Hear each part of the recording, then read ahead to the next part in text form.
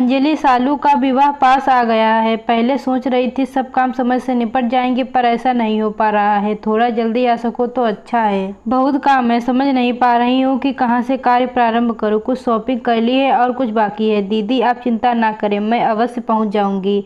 आखिर मेरी बेटी का भी तो विवाह है, अंजलि ने उत्तर दिया।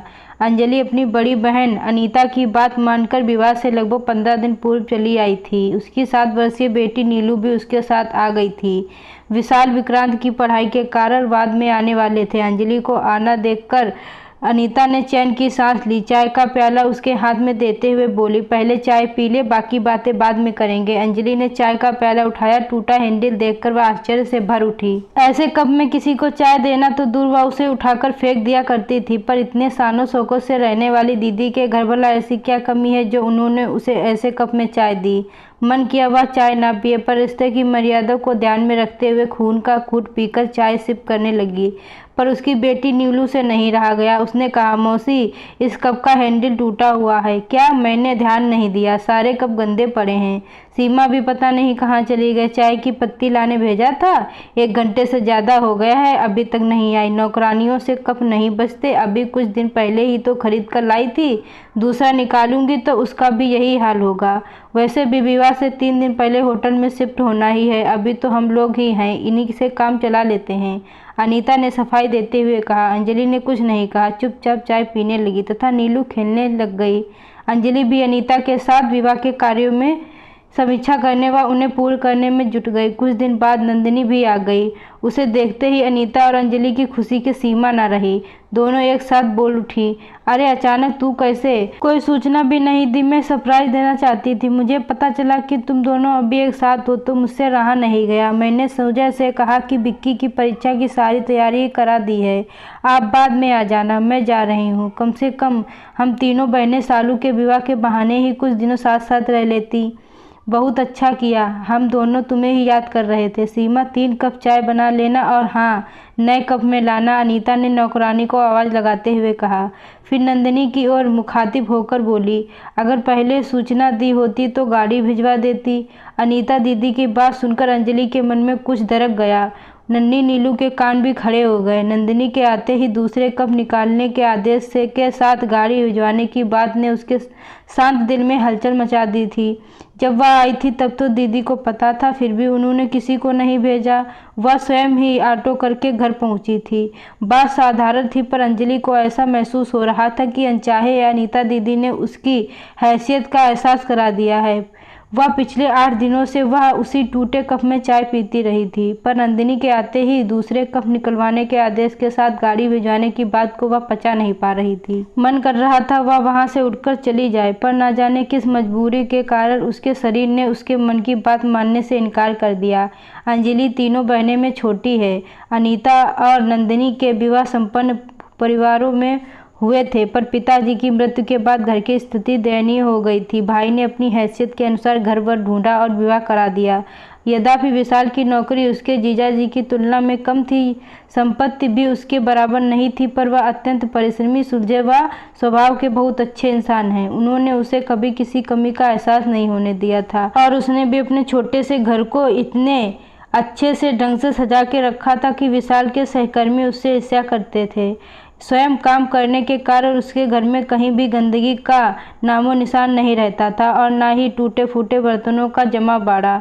यह बात अलग है कि ऐसी ही पारिवारिक आयोजना उसे चाहने अनजाने उसकी हैसियत का एहसास करा जाते हैं, पर अपनी सगी बहन को अपने साथ ऐसा व्यवहार करते देखकर वह स्तंभ रह गई। क्या अब नया सेट खराब नहीं होगा? हमेशा की तरह इस बार भी अनीता व नंदिनी गप्पे मारने लग जाती और अंजलि का काम में लगी रहती। अगर वह समय निकाल कर उसके पास बैठती तो थोड़ी ही देर बाद कोई काम आने पर उसे ही उठना पड़ता था। पहले वह उन सब बातों पर इतना ध्यान नहीं दिया करती थी, पर इस बार उसे काम में लगा देखकर एक दिन उसकी बेटी नीलू ने कहा, मम्मा, दोनों मौसियाँ बातें करती रहती हैं और आप काम में लगी रहती हो, मुझे अच्छा नहीं लगता। बेटा, वे दोनों बड़ी हैं, मुझे उनका काम करने में खुशी मिलती है। नीलू की बात सुनकर वह चौकी पर संतुलित उत्तर दिया। उसने उत्तर तो दे दिया, पर नीलू की बातें चाहे अनजाने उसके दिमाग में गूंजने लगी। पहले भी इस तरह की बातें उसके मन में उठा करती थी, पर यह सोचकर अपनी आवाज़ दबा लिया करती थी कि आखिर वे उसकी बड़ी बहनें हैं। अगर वे उनमें से कोई काम करने के लिए कहती है तो उसमें बुराई क्या है। पर इस बात पर कुछ और ही थी जो उसे बार बार चुभ रही थी। न चाहते हुए भी दीदी का नंदनी के आते ही नए कप में चाय लाने व गाड़ी भिजवाने का आग्रह उसके दिल को दिमाग में थोड़े मारने लगता। जब जब ऐसा होता वह यह सोचकर मन को समझाने का प्रयत्न करती कि वो हो सकता है वह सब दीदी से अनजाने में हुआ हो, उनका वह मतंब न हो जो वह सोच रही है। आखिर वह उनकी छोटी बहन है, वे उसके साथ भेदभाव क्यों करेंगी। सच तो यह है कि दीदी का उस पर अत्यंत ही विश्वास है, तभी तो अपनी सहायता के लिए दीदी ने उसे ही बुलाया। उनका उसके बिना कोई काम नहीं हो पाता है, चाहे वह दुल्हन की ड्रेस की पैकिंग हो या बक्से को अरेंज करना हो, चाहे मिठाई के डब्बे रखने की व्यवस्था करनी हो, और तो और विवाह के समय काम करने वाली सारी सामग्री की जिम्मेदारी भी उसी पर थी।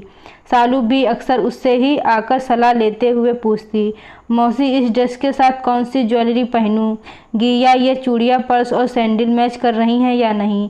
विवाह की लगभग आधी से अधिक शॉपिंग तो सालू ने उसके साथ ही की थी। वह कहती, मौसी आपका ड्रेसिंग सेंस बहुत अच्छा है, वरना मम्मा और नंदनी मौसी की तो भारी भरकन कपड़े या हैवी ज्वेलरी ही पसंद आती है। अब भला मैं उनमें पहनकर ऑफिस तो नहीं जा सकती, फिर लेने से क्या फ़ायदा। कहते हैं मन अच्छा ना हो तो छोटी से छोटी बात भी बुरी लगने जाती है। शायद यही कारण था कि आजकल वह हर बात का अलग ही अर्थ निकाल रही थी। यह सच है कि सालू का निश्चल व्यवहार उसके दिल पर लगे घावों पर मरहम का काम कर रहा था, पर दीदी की टोका टोकी असहनीय होती जा रही थी। उसे लग रहा था कि काम निकालना भी एक कला है, बस थोड़ी सी प्रशंसा कर दो और उसके जैसे बेवकूफ़ बेदाम के गुलाम बन जाते हैं। मन कर रहा था व्यर्थ ही जल्दी आ गई, काम तो सारे होते ही हैं, कम से कम यह मानसिक यंत्र तो ना झेलना पड़ती। अंजलि जरा इधर आना, अनीता ने आवाज़ लगाई। देख यह सेट नंदनी लाई है सालू को देने के लिए। अंजलि के आते ही अनीता ने नंदनी का लाया सेट उसे दिखाते हुए कहा, बहुत खूबसूरत है। अंजलि ने उसे हाथ में लेकर देखते हुए निश्चल मन से कहा, पूरे 2.5 लाख रुपए का है। नंदनी ने पर्स से सबको दिखाते हुए कहा, मौसी आप मेरे लिए क्या लाई हो। वहीं खड़ी सालू ने अंजलि की तरफ देखकर बच्चों की मनुहार की। नंदनी का यह वाक्य सुनकर अंजलि का मन बुझ गया। अपना लाया गिफ्ट उसे बहुमूल्य सेट की तुलना में नगण्य लगने लगा था, पर सालू के आग्रह को वह कैसे ठुकराती। उसने सकुचाते हुए सूटकेस से अपना लाया उपहार निकालकर उसे दिखाया। उसका उपहार देखकर सालू खुशी से बोली, वाह मौसी आपका जवाब नहीं, यह पेंडेंट बहुत ही खूबसूरत है, साथ ही वाइट गोल्डन की चेन। ऐसा ही कुछ तो मैं चाहती थी, इसे तो मैं हमेशा पहन सकती हूँ। सालू की बात सुनकर अंजलि के चेहरे पर रौनक लौट आई। लाखों के उस डायमंड सेट की जगह हजारों का उपहार सालू को पसंद आया, यही उसके लिए बहुत था। विवाह खुशी खुशी संपन्न हो गया और सभी अपने अपने घर चले गए। अंजलि भी धीरे धीरे सब भूलने लगी। समय बड़े से बड़े घाव को भर देता है। वैसे भी सालू के विवाह के बाद मिलना भी नहीं हो पाया, ना ही दीदी आई और ना ही उसके प्रयत्न किया, बस फोन पर ही बातें हो जाया करती थी। समय के साथ विक्की और IIT कानपुर में दाखिला मिल गया और नीलू +2 में आ गई। इसके साथ ही वह मेडिकल की तैयारी कर रही थी। समय के साथ विशाल के प्रमोशन होते ही और अब वे मैनेजर बन गए थे। एक दिन अनीता दीदी का फ़ोन आया कि तुम्हारे जीजा जी को वहाँ किसी प्रोजेक्ट के सिलसिले में आना है, मैं भी आ रही हूँ, बहुत दिन हो गए हैं तुम सबसे मिले हुए। दीदी पहली बार उसके घर में आ रही थी, सो पिछले सारी बातें भूलकर उत्सुकता से अंजलि उसके आने का इंतजार करने के साथ तैयारियां भी करने लगी। कमरे के उनके अनुसार सेट कर लिया और दीदी की पसंद की खस्ता कचौड़ी बना ली व रसगुल्ले मंगा लिए। खाने में जीजा जी की पसंद की मलाई कोफ्ता व पनीर भुर्जी भी बना ली। उसने दीदी जीजा जी की खातिरदारी का पूरा इंतजाम कर रखा था, पर न जाने क्यों नीलू को उसका इतना उत्साह पसंद नहीं आ रहा था। जीजा जी दीदी को ड्रॉप कर सकते हुए चले गए।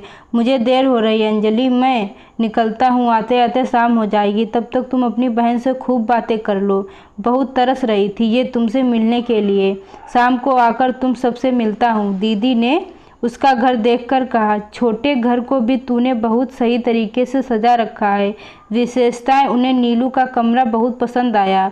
तब तक नीलू ने नाश्ता लगा दिया। नाश्ते के बाद नीलू चाय लेकर चाय का कप मौसी को पकड़ाया। अनीता उस कप को देखकर चौंकी। अंजलि कुछ कहने के लिए मुंह खोलती उससे पहले ही नीलू ने कहा, मौसी इस कप को देखकर आपको आश्चर्य हो रहा होगा, पर सालू दीदी के विवाह में आपने मम्मा को ऐसे ही कप में चाय दी थी। हफ्ते भर तक वे ऐसे ही कप में चाय पीती रहीं, जबकि नंदिनी मौसी के आते ही आपने नया टी सेट निकलवा दिया था। मौसी तब ये मेरे मन में यह बात रह रहकर टीस देती रहती। वैसे तो कप हम फेंक दिया करते हैं, पर यह कप मैंने बहुत सहेज कर रखा था, उस याद को जीवित रखने के लिए कि कैसे कुछ अमीर लोग अपनी करनी से लोगों को उसकी हैसियत बता देते हैं, चाहे वह उनके अपने ही क्यों ना हो। आज उस अपमान के साथ अपनी बात कहने का अवसर भी मिल गया।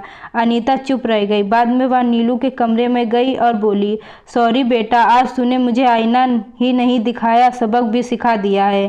शायद मैं नासमझ थी, मैं यह सोच ही नहीं पाई थी कि हमारे हर क्रियाकलापों को बच्चे बहुत ध्यान से देखते हैं और हमारी हर छोटी बड़ी बात का वे अपनी बुद्धि के अनुसार अर्थ भी निकालते हैं। मुझे इस बात का एहसास ही नहीं था कि व्यक्ति चाहे छोटा हो या बड़ा, सब में आत्मसम्मान होता है। बड़े एक बार आत्मसम्मान कर लगी चोट को रिश्तों की परवाह करते हुए भूलने का प्रयत्न भी कर लेते हैं, किंतु बच्चे अपने या अपने घर वालों के प्रति हुए अन्याय को सहन नहीं कर पाते और अपना आक्रोश किसी न किसी रूप में निकालने की कोशिश करते हैं। नीलू, तुमने अपने मन की व्यथा को इतने दिनों तक स्वयं तक ही सीमित रखा और आज इतने वर्षों बाद अवसर मिलते ही प्रकट भी कर दिया। मुझे खुशी तो इस बात की है कि तुमने अपनी बात इतने सहज और सरल ढंग से कह दी। आज तुमने मुझे एहसास करा दिया बेटा कि उस समय मैंने जो किया वह गलत था। एक बार फिर से सॉरी बेटा, कहते हुए उन्होंने नीलू को गले लगा लिया। जहां अनीता अपने पिछले व्यवहार पर शर्मिंदा थी, वहीं अंजलि नीलू के कटु वचनों को सुनकर उसे डांटना चाहकर भी नहीं डांट पा रही थी। संतोष था तो सिर्फ इतना कि दीदी ने अपना बड़प्पन दिखाते हुए अपनी गलती मान ली थी। सच तो यह था कि आज उसके दिल से भी वर्षों पुराना बोझ उतर गया था। आखिर आत्मसम्मान तो हर एक में होता है, उस पर लगी चोट व्यक्ति के दिन का चैन और रात की नींद चुरा लेती है। शायद उसकी पुत्री के साथ भी ऐसा ही हुआ था। आज उसे यह भी एहसास हो गया था कि आज की पीढ़ी अन्याय व उत्तर देना जानती है, साथ ही बड़ों का सम्मान करना भी। अगर ऐसा ना होता तो नीलू सॉरी मौसी कहकर उनके कदमों में न झुकती। दोस्तों, आप लोगों को यह कहानी अच्छी लगी हो तो वीडियो को लाइक करें, चैनल को सब्सक्राइब करना ना भूलें। एक बार मुझे माफ़ कर दो अम्मा, अपने दर्शन की अनुमति दे दो, फिर कभी कुछ नहीं मांगूंगी, कसम से अम्मा, सिर्फ एक बार। ये था अम्मा की लाडो नंदिनी का आखिरी मैसेज, जो अम्मा ने शायद देखा ही नहीं था। देखती भी कैसे भला। अम्मा को उनके मैसेज और फ़ोन से कोई मानसिक तनाव ना हो, इसीलिए मैंने ही तो उनका नंबर अम्मा के मोबाइल से उड़ा दिया था। फिर पता नहीं कब अम्मा ने सोनू भैया से नंदिनी दी का मोबाइल नंबर ले लिया था, पर उनको सेव करना नहीं आता था, इसीलिए मुझे कहा था उनका नंबर सेव कर देने के लिए, पर मैंने उनका चैट अर्चिव कर दिया, इसीलिए अम्मा देख नहीं पाई होंगी और मुझे भी ध्यान नहीं रहा मैसेज देखूं। अम्मा जब से अस्पताल में एडमिट हुई थी, किसी को भी कोई होश कहाँ था। बाबूजी ने ही कहा था अभी अम्मा को फ़ोन वोन से दूर रखो, तभी तो अम्मा का फ़ोन हमने अस्पताल में ले जाने नहीं दिया। वैसे भी मुझे तो हमेशा बाबूजी के बुड़बक में रहना था, इसीलिए मैं कभी सामने से दी को फ़ोन नहीं करती थी। अम्मा की 13वीं पर कुछ रिश्तेदारों के फ़ोन नंबर लेने के लिए जब अम्मा के फ़ोन की ज़रूरत पड़ी, तब मैंने उनके मोबाइल को खोला तो कुछ पुराने मैसेज को चेक करते हुए नंदिनी दी के इस आखिरी मैसेज पर नज़र पड़ी, तो मेरा विचलित मन पिछले दिनों घटने वाली एक अनहोनी पर विचार करने को विवश हो गया। 10 दिन पहले की ही तो बात है। अम्मा लगभग मृत्यु शैया पर थीं। कैंसर अपने अंतिम पड़ाव पर अपने जीवन मृत्यु की स्पर्धा में जैसे अम्मा को हराने की पूरी तैयारी करके आया था, और इधर अम्मा थी कि पता नहीं कौन सी एक अधूरी आस और इंतजार को आंखों में बसाए बैठी थी कि उनकी आंखें और भी प्रखर सी हो गई थीं। अम्मा की निस्तेज और जर्जर शरीर का सारा तेज लगता है उनकी आंखों में समा गया था। वैसे तो प्रकट में कोई कुछ नहीं कह रहा था, पर मैं, बाबूजी और आशीष भैया अच्छी तरह जानते थे कि अम्मा को किसका इंतजार था, उनकी लाडली नंदिनी का। और हो भी क्यों ना भला, आखिर अम्मा को नंदनी दी देखे हुए उन्हें कम से कम 11 साल हो चुके हैं। इन सालों में उन्होंने कितनी दफ़ा अपने मन को समझाया होगा, अपनी पहली संतान जिगर के टुकड़े को फ़ोन करने से खुद को रोका होगा, पता नहीं। मैं अक्सर सोचा करती थी कि अम्मा मैं कितना धैर्य है, कितना मन को मारकर और भावनाओं को बांधकर रहना पड़ता है। अम्मा को कैसे उन्होंने अपनी आँख की पुतली, अपनी राजकुमारी को देखे बिना दिन गुजारे होंगे। आखिर उन्होंने अपने कलेजे के टुकड़े को खुद से दूर रखने को अपने कलेजे पर पत्थर रखा होगा। कितना बिलखी होंगी अम्मा जब वह अपनी बेटी का साथ न दे पाई होंगी। आज मैं खुद एक प्यारे से बच्चे की माँ बनकर समझ पा रही हूँ कि अम्मा के लिए वह कितनी दुविधा और असमंजस का समय रहा होगा, जब उन्हें बाबूजी की दहाड़ती आवाज़ में नंदनी और परिवार के बीच में किसी एक को चुनने के लिए मजबूर किया गया होगा। वैसे गुस्सा और क्षोभ तो अम्मा को भी हुआ होगा, आखिर उनका भी तो विश्वास टूटा था, पर वह उनका साथ देने के लिए घर कैसे छोड़ देती। नंदनी दी के अलावा उनके 2 बच्चे और भी तो थे, मैं, रिया और आशीष भैया। उफ कैसा दिन था वो। नंदनी दी दालान पर अपने बॉयफ्रेंड के साथ सिर झुकाए खड़ी थी और बाबूजी जोर जोर से चिल्लाकर कह रहे थे, जब इस लड़के के साथ तुम्हें हम सबका विश्वास तोड़कर घर की इज्जत मिट्टी में मिलाकर घर से भागने में शर्म नहीं आई, तो अब माफ़ी किस बात की मांग रही हो। आज से तुम हमारे लिए मर गई हो, दोबारा अपना मुंह मत दिखाना। अम्मा ने आगे बढ़कर बाबूजी को थोड़ा शांत करना चाहा कि इस तरह ऊंची आवाज़ में चिल्लाएंगे तो अपने घर की बहुत बदनामी होगी। अपने घर की इज्जत को यूँ सरेआम ना उछालिए। अम्मा ने अपनी बात खत्म भी नहीं की थी कि पलाश में वह हो गया जिसकी किसी ने भी कल्पना तक नहीं की होगी। बाबूजी ने अम्मा को गुस्से में जोर से झटका दिया था जब वह उनकी बाँह पकड़कर उन्हें अंदर ले जाना चाह रही थी। बाबूजी के झटके से सुकोमल अम्मा छिटक कर दूर जा गिरी थी। चोट खरोच से ज़्यादा दर्द अम्मा के मन में हुआ था। उनका मन आहत हुआ था क्योंकि आज तक बाबूजी ने अम्मा से ऊंची आवाज़ में बात तक नहीं की थी। अब तक दालान के बाहर पर लोग भी जमा होने लगे थे। घर की बात अब घर में छिपने वाली नहीं थी क्योंकि समीर के साथ घर से भागने के बाद दीदी पूरे 8 दिन बाद लौटकर आई थी, वो भी मुस्लिम बनकर। ब्राह्मण कुल की कन्या का गैर धर्म में विवाह करना, वो भी स्वेच्छा से घर से भागकर, एकदम से पचाने वाली बात तो नहीं थी। ऊपर से दादाजी के बाद बाबूजी उनकी तरह अक्सर फुर्सत में सबको रामायण की चौपाई पढ़कर उनके अर्थ बताते हुए अपनी ओजपूर्ण वाणी में जैसे सरस्वती पुत्र बन जाते थे। कई श्रद्धालु तो भाव विभोर होकर बाबूजी के चरण धूल तक सिर पर लगा लेते थे। उस घर की बेटी ने जो जघन्य अपराध किया था वह अक्षम्य तो था ही, तत्कालीन समाज में घोर निंदा का विषय भी था। बाबूजी को जितना प्रेम अपने परिवार से था उतना ही अपनी ऊंची नाक से भी तो था।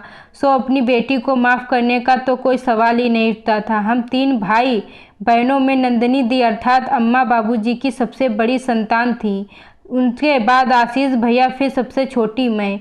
दीदी अगर अम्मा की लाडली थी तो मैं भी बाबूजी की आंखों का तारा थी।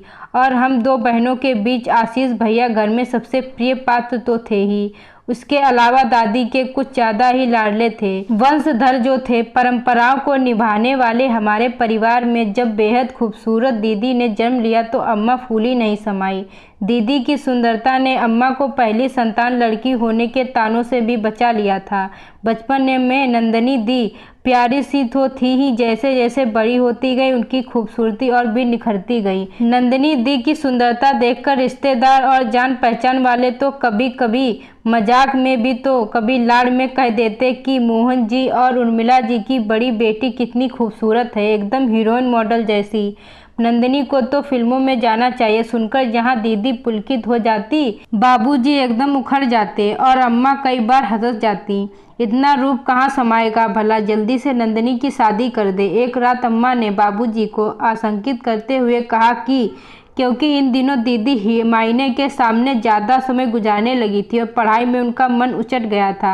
अम्मा को लगता कहीं किसी के प्रेम में तो नहीं पड़ गई उनकी लाडली, इसीलिए उन्होंने बाबूजी से उनके विवाह की बात छेड़ी। तो अम्मा के मन में चल रहे द्वंद से अनजान बाबूजी ने कहा, अभी नंदिनी का बीए फाइनल हो चुका है, अगर वह आगे नहीं पढ़ना चाहती तो राकेश त्रिपाठी जी काफ़ी दिनों से अपने इंजीनियर लड़के रोहन के लिए नंदिनी का हाथ मांग रहे हैं। तुम कहती हो तो अगले रविवार को उन्हें घर बुला देते हैं। नंदिनी और रोहन अगर एक दूसरे को पसंद कर लेते हैं तो इसी साल उनकी शादी भी कर देंगे। बाबूजी की बात सुनकर अम्मा आश्वस्त होकर उस रात तो चैन से सो गईं, कदाचित भविष्य से अनजान। उस रात नंदिनी दी जब पानी लेने किचन में जा रही थी तो उन्होंने अम्मा बाबूजी की बात सुन ली थी। वापस कमरे में आकर देर तक भुनभुनाती रही किस थी, मुझे तो अभी शादी ही नहीं करनी, और शायद थोड़ा सा रोई भी थी। फिर मुझे गले लगाकर सो गई थी। मुझे ज़्यादा कुछ तो समझ नहीं आया, पर इतना अंदाज़ा तो लग गया था कि नंदिनी अभी अम्मा बाबूजी की पसंद के लड़के से शादी करने से आसानी से तो नहीं मानेगी, क्योंकि दीदी किसी समीर नाम के लड़के से ज़्यादा घुलने मिलने लगी हैं। उसकी भनक मुझे और भैया को अपने दोस्तों के द्वारा मिलती रहती थी। 12वीं में पढ़ने वाली में कोई बच्ची तो थी नहीं, जो भैया तो दीदी के कॉलेज में ही फर्स्ट ईयर में था, पर नंदिनी दी ऐसे घर से भाग जाएंगी या तो किसी ने सोचा नहीं था। अपनी सहेली पूनम की शादी में शामिल होने के लिए दीदी अम्मा से कह गई कि अम्मा, पूनम की शादी में सभी सहेलियां रात भर रुक रही हैं, मैं भी रुकना चाहती हूँ। कल सुबह सुबह ही पूनम की विदाई है, उसके तुरंत बाद आ जाऊंगी। आप बाबूजी को कैसे भी मना लेना। अम्मा अपनी लाडली को मना नहीं कर पाई। जाते जाते दीदी पलटी और कसकर अम्मा के गले लगी। उस वक्त अम्मा को अपनी नंदिनी पर जाने का ऐसा लाड़ आया कि अपने गले से सोने का हार निकालकर दीदी को पहनाते हुए बोली, शादी में जा रही है नंदिनी, या ले सोने का है, पहन ले, पर संभाल कर रखियो। दीदी ने अम्मा के पैर छुए और फिर घर के ठाकुर जी को भी प्रणाम किया। तो उस वक्त दीदी का अम्मा के पैर छूना मुझे थोड़ा अजीब तो लगा, पर मैंने यूं ही उनको छेड़ते हुए कहा था, नंदिनी दी, आप अपनी सहेली की शादी में जा रही हो या खुद की अपनी शादी में? आप अम्मा के पैर क्यों छू रही हो? बदले में दीदी मुस्कुराई और मेरे गाल खींचते हुए खुशी खुशी शादी में जाने को निकल गईं। खुद आशीष भैया तो उन्हें पूनम दीदी के घर तक छोड़कर आए थे। अगले दिन सुबह से दोपहर और अब तक शाम होने आई। बाबूजी के दफ्तर से आने का समय भी हो गया तो अम्मा ने पूनम के घर फ़ोन लगाया तो उनकी बहन ने बताया, रात नंदिनी दी जयमाला के तुरंत बाद घर के लिए निकल गई थी, या कहकर कि ज़्यादा रात तक ना रुक सकेगी, उनके बाबूजी नाराज़ होंगे। पूनम दी के घर में भी सबको बाबूजी के गुस्सैल स्वभाव के और पारंपरिक होने का पता था। अंत किसी ने दीदी की रुकने की जिद तक नहीं की थी। अब घबराकर अम्मा ने आशंका जताते हुए, लगभग रोते हुए कहा कि अगर नंदिनी कल रात ही जब घर से निकल गई थी तो अब तक घर क्यों नहीं पहुंची? आखिर कहाँ गई मेरी फूल सी कोमल बच्ची? कहीं उसके साथ कोई अनहोनी ना हो गई हो? अभी तेरे बाबूजी आते होंगे, उसको क्या जवाब देंगे? कहकर दादी ने आशीष भैया को नंदिनी दी के तमाम दोस्तों के घर पूछने भेजा और मुझको फ़ोन पर पूछने कहा। तब स्मार्टफोन नहीं आया था तो व्हाट्सएप नहीं हुआ करता था। इधर दीदी तो सुबह से जब भी फ़ोन लगाया था स्विच ऑफ आ रहा था। बाद में उनका फ़ोन उनके कमरे में टेबल पर पड़ा मिला था, जिसे दीदी ने जानबूझकर छोड़ा था या गलती से छूट गया था, इसका पता नहीं। उस रात दीदी जब दोस्तों के घर और फ़ोन पर दरियादस्त करके भी नहीं मिली तो मजबूरन बाबूजी को बताना पड़ा। सुनते ही वह तो पहले अम्मा पर बिगड़े, फिर चाचा और दादी के साथ कुछ मशवरा करने लगे। पुलिस में तो जाने का सवाल ही नहीं उठता था, इससे परिवार की बदनामी जो होती थी। पूरे 7 दिन जब परेशान होकर उन्हें ढूंढते रहे। क्या मजाल जो दीदी के किसी दोस्त या सहेली ने उनके समीर के साथ भाग जाने के बाद कुछ भी कहा हो। अम्मा ने रो रो कर जब दादी की अदालत में गुहार लगाई तो छोटे चाचा और बाबूजी जाकर थाने में रपट लिखवा आए और वहाँ भी बात को ज़्यादा न फैलने की विनती कराए। खैर बात तो फैलनी थी और फैलनी भी खूब, इतनी कि घर से निकलते ही जो जान पहचान का मिलता बस एक ही सवाल पूछता, नंदिनी का कुछ पता चला? अगर दीदी भागने के 2-3 दिन बाद भी लौट आती तो बात संभल जाती, पर वह लौटी भी तो पूरे 8 दिन बाद, समीर से निकाह करके। सब चौंक गए थे। हम दोनों भाई बहन तो थोड़े भनक भी थी कि नंदिनी दी किसी समीर नाम के लड़के से मिलती हैं, पर अम्मा बाबूजी को तो दीदी और समीर के मेल जोल के बारे में भी कुछ पता नहीं था। उनकी तो धरती ही डोल गई। नंदिनी दी ने पूरे परिवार को दुनिया समाज के सामने लाकर खड़ा कर दिया था। किसी गैर मुस्लिम लड़के के साथ घर से भाग जाना और फिर पूरे 7 दिन बाद वापस आना, इस बीच पूरे परिवार को लोगों के ताने से बेधा जाना एकदम असहनीय होता जा रहा था। इसके बाबूजी का क्रोध और आक्रोश दी पर बढ़ता ही जा रहा था। अगर पहले आ जाती तो शायद परिवार बदनामी से बच जाता। आई तो पूरे 7 दिनों के बाद 8वें दिन, जब तक बात पूरे शहर में फैल गई। ऐसी बातें फैलते हुए देर कहाँ लगती हैं। और साथ में यह भी बात फैल गई कि अम्मा बाबूजी का शासन कमज़ोर है, बेटियां अनुशासित नहीं। बहुत सी बड़ी बात थी कि माता पिता की परवरिश पर समाज सवाल उठा रहा था। बाबूजी तो नंदिनी दीदी को कभी माफ़ नहीं कर पाई। उस दिन वापस आकर दीदी कितना रोई, गिड़गिड़ाई, एक तरफ से बाबूजी के पैरों में लौट गईं, पर बाबूजी के पत्थर हो गए थे। जिस समाज में आज तक सर उठाकर चलते आए थे, वहाँ बाप दादा की पगड़ी उछालने वाली अपनी कुलच्छनी बेटी को कैसे माफ़ कर देते। बाबूजी और चाचा जी एकदम अटल खड़े थे। अम्मा और चाची की जुबान कैसे खुलती जब गलती उनकी बेटी की ही थी। और दादी ने तो हद ही कर दी। उनके चेहरे पर इतना क्रोध मैंने तो कभी नहीं देखा था। नंदिनी और जीजा जी दादी के चरण स्पर्श करने को झुके तो उन्होंने पैर पीछे कर लिए और बड़े ही अपमानजनक शब्द कहे। दादी ने लगभग दीदी को खुद से परे करते हुए कहा था, मुझे छूने की कोशिश भी मत करना, अब तुम ब्राह्मण कुल की नहीं हो। बस अपमान का शायद आखिरी घूंट था वो नंदिनी दीदी के लिए। तब जो समीर का हाथ पकड़कर पलटी तो फिर वापस मुड़कर नहीं देखा। बाबूजी और अम्मा के पैर के पास की मिट्टी उठाई और उसे ही अपने पीहर की भेंट समझकर अपने आंचल में बांधा था, अपना पाथेय समझकर, और समीर के साथ निकल गई थी। उड़ती उड़ती खबर आती रही कि उनके 2 बच्चे हैं, वगैरह वगैरह। आगे जाकर भैया की नौकरी लगी तो शादी के बाद उन्होंने अम्मा की हालत देखते हुए किसी तरह कोशिश करके अपना तबादला करा लिया। पर जब तक अम्मा को इस जानलेवा रोग ने पकड़ लिया था, अब कम से कम रिंकी भाभी और डुग्गू से घर में थोड़ी हलचल पहल होती रहती। संयोग से मेरी शादी कानपुर में हुई थी, सो मायका छूट कर भी नहीं छूटा था। पर अम्मा के लिए हम सब मिलकर भी नंदिनी दी की जगह न भर सके। वैसे भी एक माँ के लिए उसकी संतान का विकल्प कोई और कैसे हो सकता है। बाबूजी और अम्मा के सामने तो जैसे नंदिनी दी का नाम तक लेना वर्जित था। दादी जब तक जिंदा रहीं नंदिनी दी को सापती रहीं और गरियाती रहीं, और कलांदर में उनका साप का असर भी हुआ। ईद के वक्त भैया का एक दोस्त निजाद कानपुर अपने घर आया तो भैया से मिलने हमारे घर भी आया था। तभी उसके यह खबर सुनाई कि नंदिनी दी बहुत दुखी है। समीर के स्टूडियो का काम कुछ घाटे में चल रहा है और अब वह चौथे बच्चे को जन्म देने वाली हैं। उनके 3 बच्चे हो गए हैं और आगे भी अपनी मर्जी से बच्चों का जन्म देना है या नहीं, ऐसा इस पर नंदिनी दी की कोई मर्जी नहीं चल रही। सुनकर अम्मा बहुत विचलित हुई थी। निजात के हाथों पैसे और काफ़ी सारा सामान भिजवाया भी था। पता नहीं कैसे बाबूजी को मालूम पड़ गया और वह अम्मा पर काफ़ी नाराज़ हुए थे। कदाचित दीदी के घर से भाग जाने और विश्वासघात करने को माफ़ नहीं कर पा रहे थे। उन्हें इस बात की बहुत तकलीफ़ थी कि अगर दीदी और समीर का प्यार सच्चा था और वह दोनों शादी करना चाहते थे तो कम से कम परिवार वालों की मर्जी तक इंतज़ार करना था। कम से कम युग विषम परिस्थिति से लड़े बिना आसान और चोर जैसा रास्ता अपनाना कदाचित हमारे परिवार में नहीं सिखाया जाता था। हर परिस्थिति में डटकर सामना करना फिर जीतना, यही देखते आए थे हम अपने पूरे परिवार में, और नंदिनी दी भी तो इसी परिवार का अंश थी। बहुत खूबसूरत दीदी शायद अपनी खूबसूरती की ज़्यादा से ज़्यादा तारीफों के पुल बांधने वाले समीर को दिल दे बैठी थी और बहुत जल्दबाजी में भविष्य का फैसला कर लिया था। बात यह नहीं कि समीर उनका सही जीवन साथी है या कोई और अच्छा जीवन साथी साबित होता। बात यह है कि उन्होंने निर्णय लेने में बहुत जल्दी कर दी। कुछ निर्णय हमारी ज़िंदगी में ऐसे होते हैं जो सिर्फ अकेले नहीं लिए जा सकते।